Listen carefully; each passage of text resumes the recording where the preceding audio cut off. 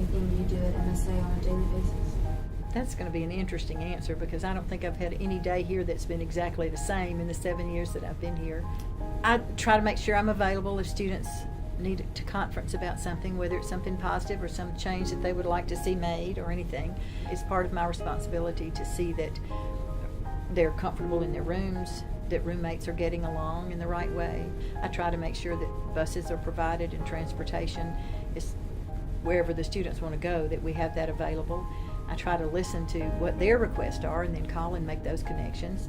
My department's responsible for prom, so that's something we start out early. An opportunity came for me to apply for a position at a center for mildly and mentally challenged adults, which provided me about 16 years of traveling all over the country with a traveling choir called the Miracles. It opened up all kinds of personal opportunities for me and was certainly a life-enriching process that would be very difficult for me to ever replace. Traveling with a particular choir that's gifted and yet mentally and some physically challenged opened up all kinds of opportunities for me. It taught me how to be a problem solver. It also taught me how to let the little things go as far as worrying about every little thing. You had to look at the bigger picture. We were blessed to travel 50,000 miles a year and sang in all kinds of venues. We sang at the White House for several different occasions, and Marble Collegiate Church, Crystal Cathedral, the Superdome in New Orleans for an insurance conference. It enabled me to meet people from all over the United States and to really learn that we're all basically the same in that we want to be loved and nurtured and cared for in a respectful way. And I watched my mentally challenged adults minister to and reach out to people of every ethnic, financial, and social status. And they were all blessed and all accepting of them. And it was their approach. So I learned that from them. And hopefully that's something that I do in my present job as well. It's certainly something I strive to do. Every year, we always had a Christmas presentation. And we usually did it on the campus of the local junior college because we didn't have a facility big enough to house all the parents and students and that sort of thing. And one year they told us, well, we're not going to be able to use that facility this year because it was being renovated. Well, I had mentally challenged adults who were asking me in February if they were going to be a shepherd in December or what they were going to be, a toy or something. And so it was just not an option to not do something. So I decided that we should have a Christmas drive-through and do it on our campus. And the powers that be were very respectful, but they said, you know, we think it's a good idea, but we don't have any budgeted money to give you, and we really don't have any personnel. And I thought, okay, well, we're going to do it anyway. And our executive director there at the time was supportive. He just didn't have a lot of resources to help with. And at the conclusion of that time, what we ended up with was an $11,000 production that we never paid a dime for because people donated, and we had a workforce of study hall people from some of the local high schools and clubs and all that came and helped us put it together. We had 17 outdoor scenes. We had 185 mentally challenged students that were all in costumes portraying their various scenes. And people came back to me before we did that and said, now what are we going to charge? I said, nothing. You know, this is an opportunity. This is something that God has provided for us. And since we didn't have anything to begin with, we're not going to charge now that it's going to happen.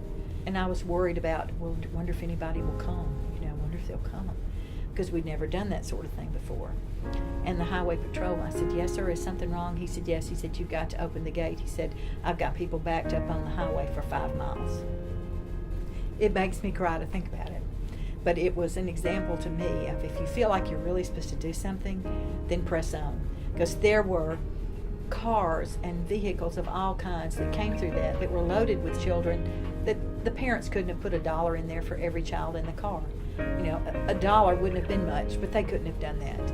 We gave everybody a piece of paper and said, you don't have to pay anything, but if you don't mind taking time to write your evaluation of this. And I still have those because it is always an encouragement to me. If I ever have a challenge that I'm thinking, I shouldn't really do this, or wonder how that's going to turn out, or we don't have the money to do this, I think about that, and it helps me to know that that was that successful and that it made such a difference in so many people's lives. And I became state program director for an organization called Very Special Arts Mississippi, which is also providing arts experiences for people with mental disabilities, and it's hopefully being an advocate for those that are disabled in some way and have artistic talent, whether it's visual or theater or anything like that, that are gifted in those areas. Then I ended up moving back to Mississippi after living in Memphis and Mobile, several places, and ended up coming back to Brookhaven. My dad passed away and my mom broke her hip and needed some assistance here. And I came back, and the opportunity came to apply for a position at the Mississippi School of the Arts. And when I applied, I was blessed and fortunate enough to get that spot, and I've been here ever since. I think sometimes because write-ups or disciplinary things as far as the Res Life Department do come through my office, and a lot of times require my signature, sometimes until students really get to know me, they consider my office as a place of, oh, you don't want to be called there, you don't want to go there. I'd like to make sure that is not how me as a person or my office is perceived, because I really consider my ministry here, and I do consider it that, to be something to help each student to be nurtured and to achieve the very best that they can. But if I expect students to respect me, then I need to respect them. And I ask that of my staff as well. I want us to be a team in the Res Life Department. And I think as a leader of that team, I want to lead by example. And I don't ever want a student to leave MSA and say, Miss Suze didn't care about me. I needed something at a moment and she let me down. That would break my heart, because that's not my intent. I want them to think that I'm a real person, you know, that they can trust me with their thoughts if they want to share something, that it's not going to be publicized everywhere. I've always been an extremely healthy person and never missed work or anything. And last year, around the end of September, I was diagnosed with breast cancer. I ended up having surgery and was out for about 12 weeks with that. I was very blessed in that I did not have to have chemotherapy and did not lose my hair, or those things which are really challenges in that process. And I missed a lot of weeks of the first semester, and I was doing really well after that and had lost some weight and doing my exercises and all that. And then I was helping a student clean up some green beans in the cafeteria, and our feet got twisted up and I fell and broke my hip. So I was out for another 6 weeks. So I missed probably 17 weeks of school last year, and which was a large chunk of the year. And I felt loved when I came back, because all the students had signed a big poster, and I had my first time back. Several people, when I walked in the door, ran and hugged me and approached me, and it made me feel like I was missed, which made me feel like I had made a difference. And that's very encouraging. I have my scooter because I have a knee issue that I was going to get fixed this past year, and it's just gotten progressively worse. And then when I had those other 2 surgeries, I actually told my orthopedic surgeon, I said, while we do the hip, I said, can't you just go ahead and do the knee on the same side? And he said, no, your body can't take that. And I said, okay. So that's still what I have to do. And it helps me to have the scooter. I can walk, but it helps me to get where I want to go quicker. And the longevity of the day, because usually my days are pretty long, by the end of the day, it would probably be really bothering me. I would like for the students here to feel like that my office is a place of refuge and not a place of refusal. I would like for my office to be somewhere that if someone got the scholarship to the school that they always wanted to go to, that I would be one of the first people that they would be thinking, I can't wait to tell her that because she's going to be so excited for me. That's what I would like their concept of me to be. On a humorous note, several years ago I had 4 or 5 students that were going to have a birthday between the Friday that we went home for Thanksgiving and that week or so coming back. So I had them all paged to the second floor desk. I don't page students to my office because for some reason it creates fear in their hearts before they ever get here. That's a concept. I don't want it to be that way. So I had them paged to the second floor desk and heard them outside of my office door discussing, what did you do? Did you not? You know, all these things. They were going over their behaviors.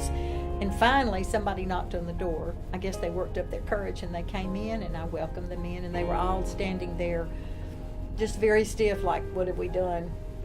And I said, why do y'all look like that? You look like it's a firing squad. And they said, what did we do? I said, nothing. It's going to be your birthday.